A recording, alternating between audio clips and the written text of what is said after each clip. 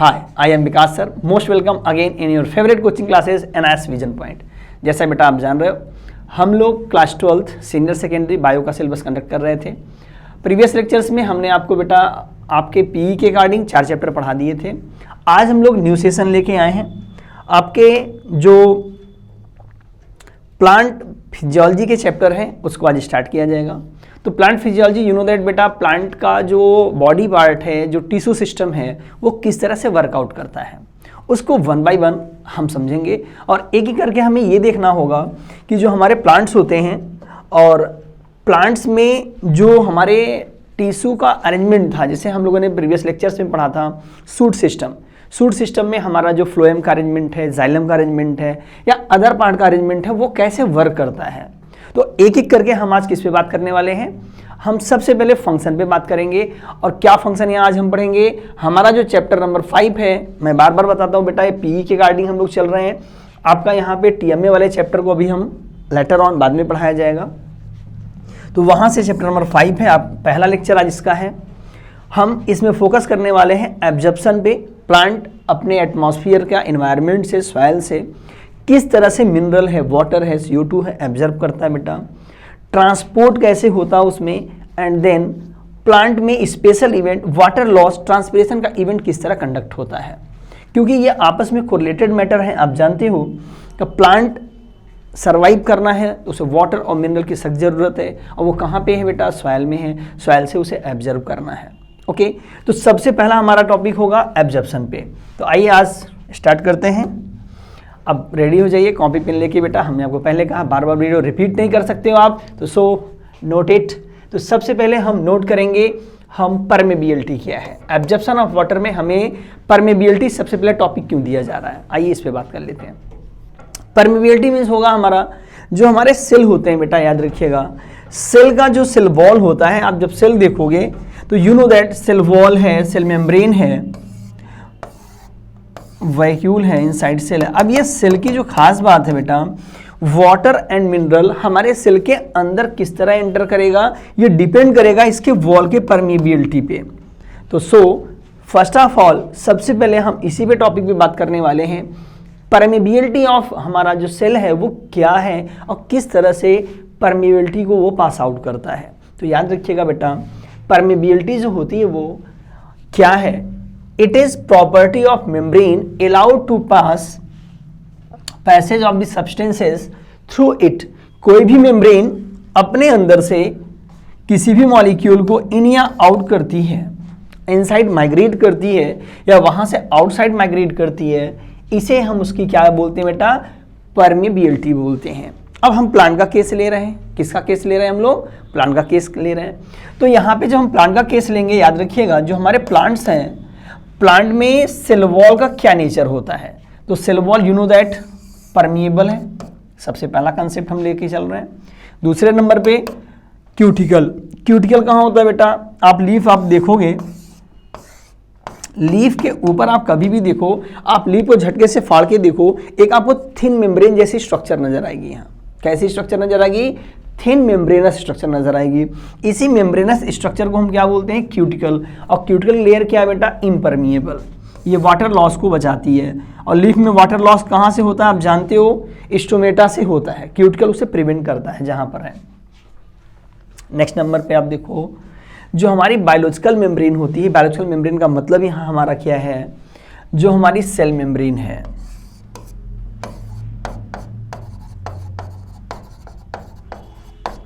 Cell membrane in the sense हम यहाँ पे क्या लेंगे, सेल मेम्ब्रेन या माइटोकॉन्ड्रियल मेम्ब्रेन, प्लाज्मा लेमा, कहीं भी आपको ये टर्म दिखे कि जो सेलेक्टिवली परमिएबल नेचर है, ये इस मेम्ब्रेन के होते हैं. इट मीन्स दैट यहाँ सॉल्वेंट और सॉल्यूट में डिफ्रेंशिएट किया जाएगा किस मॉलिक्यूल की जरूरत सेल को है.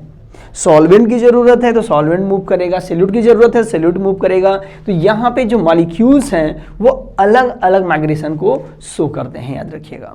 ओके, तो यहाँ पे मॉलिक्यूल का मूवमेंट आपको अलग अलग दिखेगा. तो ये मूवमेंट के बेस पे बेटा यहाँ पे हमने परमेबिलिटी डिसाइड की हुई है. बट हमने अभी कहा हमें एब्जॉर्प्शन ऑफ वाटर पे बात करनी है.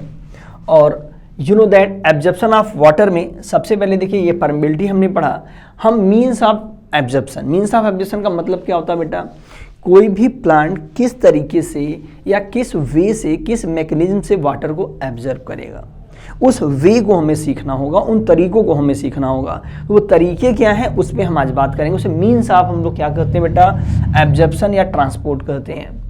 तो सबसे पहला जो मीन्स ऑफ एब्जॉर्प्शन या मीन्स ऑफ ट्रांसपोर्ट आपको मिलेगा वो है diffusion. Diffusion you know that important topic है, आप पहले हेडिंग नोट कर लें बेटा। डिफ्यूजन मीन्स क्या होगा, एक बार आइए हम मतलब को समझते हैं। डिफ्यूजन कॉमन वर्ड है, ये हर जगह इस्तेमाल होने वाली चीज़ें हैं। यहाँ पे किसी भी सब्सटेंस के जो मॉलिक्यूल हैं वो अपने हायर कंसंट्रेशन एरिया से, मान लो यहाँ पे एक एरिया है, हम बता रहे हैं ग्रीन वाले ये क्या है, सब्सटेंसेस के मॉलिक्यूल हैं बेटा। तो ये यहाँ पे क्या कंसंट्रेशन दिखा रहा है, देखिए ज़्यादा मॉलिक्यूल है ना, तो कंसंट्रेशन हाई कहाँ है, लेफ्ट साइड में। आप देखो जब लेफ्ट साइड में हाई है तो यहाँ पे रैंडम एनर्जी जो इनकी मूवमेंट करने की एनर्जी होगी, ये कैसी होगी, फास्ट एनर्जी होगी। तो ये यहाँ से जहाँ पे लो कंसंट्रेशन है, इस साइड आप देखो मॉलिक्यूल नहीं है, तो यहाँ पे ये माइग्रेट होके स्पेस कवर करने जाएंगे। जैसे आप एग्जांपल हम दे दें, एकदम सिंपल सा इवेंट है बेटा। आप थोड़ा सा आप क्या लगाते हो, परफ्यूम लगाते हो, डीओ लगाते हो, तो क्या आप लगाते हो तो क्या आपके पास से दूसरों तक स्मेल जाती है ना, तो दूसरों तक क्यों जा रही है, क्योंकि आपके पास कंसंट्रेशन क्या उसका ज़्यादा है डीओ का, और एटमॉस्फेयर में क्या उसका कंसंट्रेशन नहीं है, तो उसके मॉलिक्यूल वहाँ से निकल के दूर जाते हैं। तो जब दूर जाते हैं तो आसपास खड़े लोगों को भी पता चलता है कि हाँ ये इन्होंने डीओ लगा रखा है। थोड़ा लगाओगे तो कम महकेगा, खूब लगाओगे ज़्यादा, तो इसका मतलब कंसंट्रेशन ज़्यादा कर देंगे तो उसकी वैल्यू क्या होगी, डिफ्यूजन की वैल्यू बढ़ जाएगी। तो याद रखना डिफ्यूजन का जो कंसंट्रेशन रेट है उसी भी उसकी वैल्यू क्या होती है बेटा, डिपेंडेंट होती है। ये सैचुरेट नहीं होते हैं, मतलब इनकी लिमिट नहीं है। जितना कंसंट्रेशन बढ़ाते जाओगे उतनी वैल्यू बढ़ती जाएगी, जितना डीओ लगाते जाओगे उतना क्या होगा, आसपास वालों को उतना पता चलता रहेगा, है ना। तो जितनी वैल्यू आप बढ़ा दोगे उतनी वैल्यू इनकी बढ़ती जाएगी। तो डेफिनेशन नोट करेंगे, diffusion refers to the process by which molecule intermingle as a result of their kinetic energy of random motion. ये रैंडम मोशन करके अपने आसपास एरिया में जाएंगे जहां पे कंसंट्रेशन कंसिडरेबल इनका कम होगा। ओके, ये एक सिंपल डेफिनेशन में बोल रहा हूं, नोट कर लो बेटा। It is transport of migration of molecule from their higher concentration to lower concentration। कहाँ से कहाँ पे जा रहे हैं, ये हायर कंसंट्रेशन से लोअर कंसंट्रेशन में माइग्रेट हो रहे हैं, इन्हें हम डिफ्यूजन कहते हैं। याद रखिएगा, डिफ्यूजन में बेटा किसी भी मेम्ब्रेन की ज़रूरत नहीं पड़ती है, ये किसी पे डिपेंडेंट नहीं होते हैं, ये एक्चुअल अपने मोटेलिटी एनर्जी के से माइग्रेट करते हैं। अपनी मोटेलिटी एनर्जी जो इनकी होती है उसी से ये वन डायरेक्शन में हाई टू लो माइग्रेट करते हैं। ओके, नेक्स्ट पॉइंट पे हम बात करते हैं बेटा, special kind of diffusion osmosis होता है। आइए हम ऑस्मोसिस के विषय में आपको थोड़ा बताते हैं। ऑस्मोसिस है क्या, देखिए osmosis you know that water से रिलेटेड कंडीशन है। ये किससे रिलेटेड है बेटा, डिफ्यूजन ऑफ वाटर को हम ऑस्मोसिस कहते हैं। तो यहाँ हम किस तरह से डिफाइन करेंगे, देखिए यहाँ पे if a two solution differentiated concentration are separately by a semi permeable membrane which is permeable to smaller solvent molecule. It means वो वाटर का क्या है बेटा, वो परमेबल है but not to be large solute molecule. जो solute है इनका वो परमेबल नहीं है। तो हम देखेंगे ये कि डिफ्यूजन कहाँ से कहाँ पे हो रहा है। ऑस्मोसिस मीन्स हमने कहा movement of water molecule from their higher concentration to their lower concentration. पानी कहाँ पे ज़्यादा है और वाटर या पानी का मॉलिक्यूल कहाँ पे बेटा कम है, इसको हमें यहाँ चेक करना होगा। तो आप ध्यान दो, आपका जो वाटर के मॉलिक्यूल का कंसंट्रेशन है वो यहाँ पे देखिए मोर वाटर दिख रहे हैं, और लेफ्ट साइड में आप देखोगे यहाँ पे वाटर के मॉलिक्यूल आपको कम दिख रहे हैं।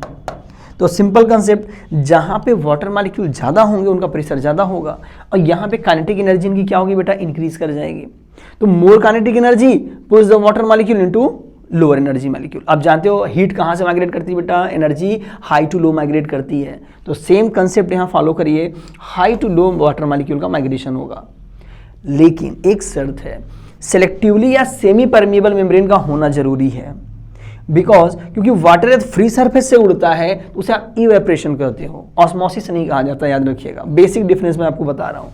ऑस्मोसिस, एक मीडियम से वाटर दूसरे मीडियम में माइग्रेट करना जरूरी है। इसे हम क्या कहेंगे? ऑस्मोसिस का इवेंट कहेंगे। इट मीन्स दैट जो सॉल्वेंट मॉलिक्यूल है, then the solvent will tend to diffuse across the membrane, membrane का होना बहुत जरूरी है, फ्रॉम लेस कंसंट्रेटेड मतलब डाइल्यूट, वाटर ज्यादा है, less concentrated to more concentrated solution. तो सोल्यूशन के रिस्पेक्ट में देखिए इसका कंसंट्रेशन बेटा क्या है, सोल्यूशन गाढ़ा है ये, और ये डाइल्यूट पानी ज्यादा है तो डाइल्यूट होगा, तो डाइल्यूट से कंसंट्रेटेड एरिया में क्या होगा? माइग्रेशन होगा, याद रखिएगा। ओके, इसी इवेंट को हम क्या बोलते हैं? ऑस्मोसिस बोलते हैं। ओके, तो ऑस्मोसिस एकदम सिंपल सा इवेंट हमने कहा कि वाटर के मॉलिक्यूल का मूवमेंट है, कहां से कहां पे होना है? Higher to lower their concentration. ये हाई किसके लिए लिखा गया है? ये वाटर के लिखे गया आप, और यहां भी ये लो वाटर के कंसंट्रेशन को आप दिखा रहे हैं। पानी कम होगा तो सॉल्यूशन गाढ़ा होगा, याद रखिएगा, और पानी ज़्यादा होगा तो ये डाइल्यूट होगा, तो डाइल्यूट टू कंसंट्रेटेड माइग्रेशन होगा। डन है, इसको आपको याद रखना है। अब एक कहानी और आपको बताते हैं। तो आप कहेंगे सर तो हमें प्लांट बता रहे तो सॉल्यूशन पढ़ाने लगे, केमिस्ट्री में सरफेस केमिस्ट्री पढ़ाने लगे। ऐसा नहीं है, हम लोग सरफेस केमिस्ट्री नहीं बायो ही पढ़ रहे हैं, लेकिन अब इसका रिस्पेक्ट हम सेल में देखेंगे। हमारी यदि कोई सेल है और कहीं सॉल्यूशन या कहीं मीडियम में रखी जाती है तो वो किस तरह से वाटर को लेगी या लॉस करेगी, इस पर हम आपको कंसेप्ट देने वाले हैं। आइए ऑस्मोसिस पहले डेमोन्स्ट्रेट करते हैं एक्सपेरिमेंट के थ्रू। आलू तो सभी के घरों में है। आप एक पोटैटो लीजिए, यहाँ पे देखिए पोटैटो लिया आपने, कुछ ज़्यादा सही बन गया यार, थोड़ा टेढ़ा मेढ़ा रहता, ठीक चलेगा।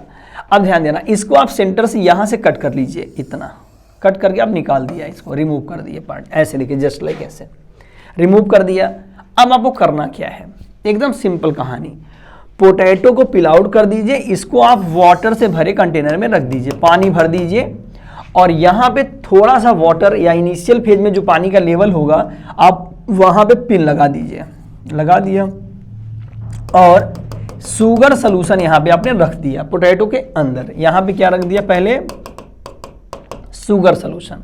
तो ध्यान देना, शुगर सॉल्यूशन है तो कंसंट्रेटेड है और वहाँ पे पानी नहीं है, पानी कम है, थोड़ा बहुत रख दिया आपने सॉल्यूशन बनाने के लिए। और बाहर आपने क्या किया? बाहर जो पोटैटो पिल्ड आउट है, छिला हुआ पोटैटो है, उसको पानी में रखा जहाँ प्योर वाटर आपने रखा हुआ है, प्योर वाटर है। एक्सपेरिमेंट ध्यान से मुझे, बहुत आसान एक्सपेरिमेंट है।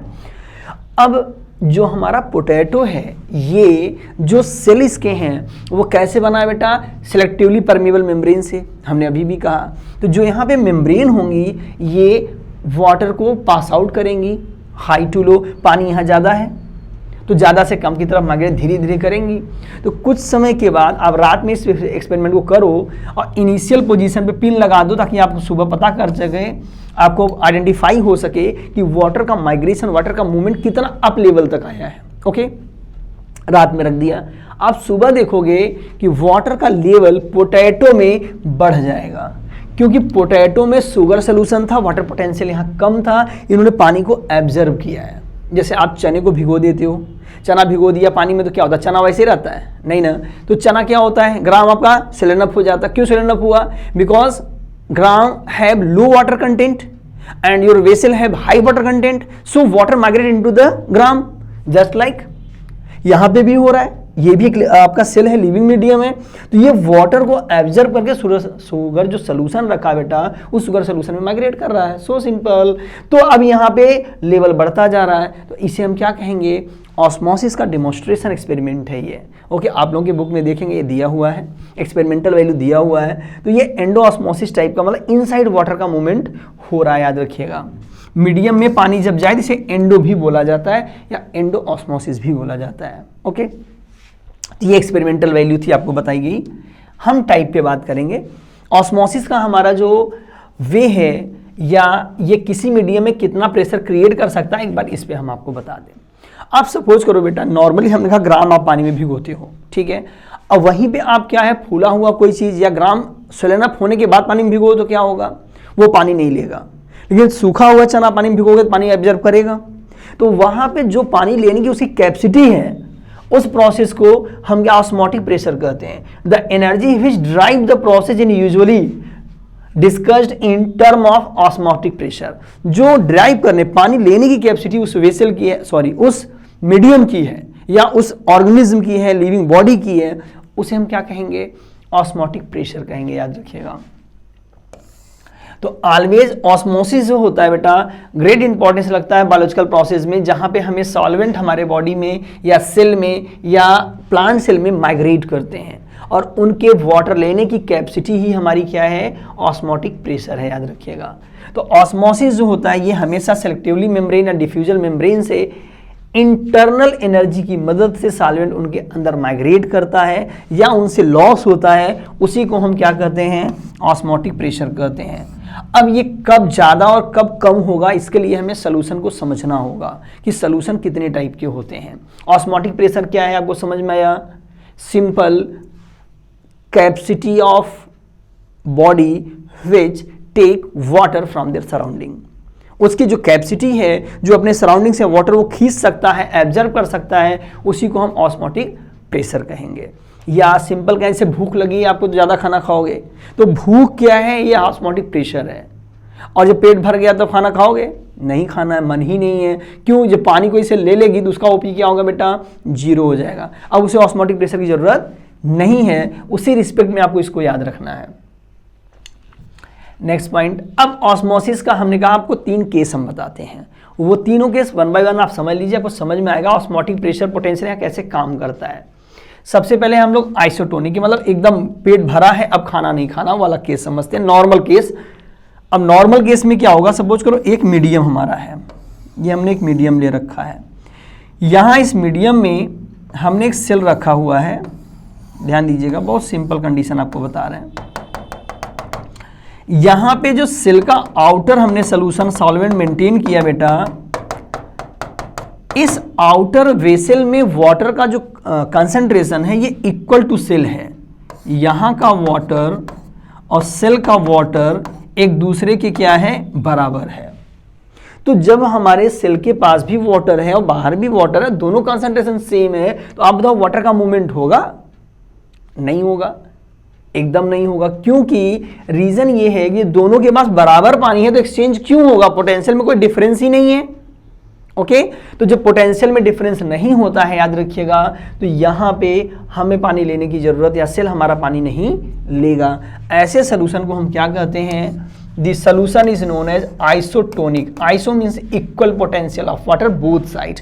तो आइसोटोनिक सोल्यूशन का यहां पे फॉर्मेशन हो जाता है। ओके, तो आइसोटोनिक कैसे बना? एकदम सिंपल इवेंट हमने आपको बताया।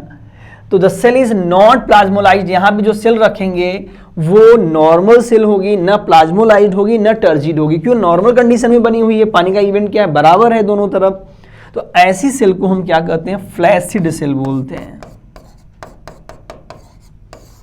ये सेल फ्लैसिड सेल है, जो जरूरत पड़ने पे थोड़ा बहुत पानी ले सकती है या लॉस कर सकती है, क्योंकि ये आइसोटोनिक कंडीशन में है।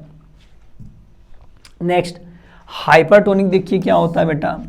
हाइपरटोनिक में करना क्या है? यहाँ पे आपको जो सेल रखना है, इनका बाहर जो आउटसाइड मीडियम है मोर कंसंट्रेटेड है। मोर कंसंट्रेटेड मीन्स क्या हो गया? आउटसाइड लो H2O केस है, लो H2O केस है, बाहर पानी बहुत ही कम है। तो बाहर पानी जब बहुत कम है तो इनसाइड हाई है वाटर, तो वाटर यहां से बेटा लॉस होना शुरू हो जाएगा आउटर मीडियम में, और ये सेल धीरे धीरे क्या होगी? श्रिंक होने लगेगी, पिचकने लगेगी। तो ऐसे केसेस को हम एक्सोऑस्मोसिस कहते हैं। क्या कहते हैं बेटा?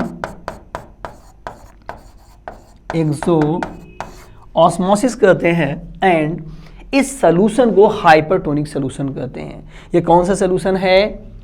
हाइपरटोनिक सॉल्यूशन है, जहां पे वाटर बाहर माइग्रेट कर रहा है मोर कंसंट्रेटेड होने की वजह से, बाहर पानी कम है। तो ऐसे केस में हमारी सेल जो होगी वो प्लाज्मोलाइसिस की शिकार हो जाएगी और प्लाज्मोलाइसिस उसमें हो जाएगा। ओके, नेक्स्ट हाइपोटोनिक केस आओ देखते हैं, ये क्या है।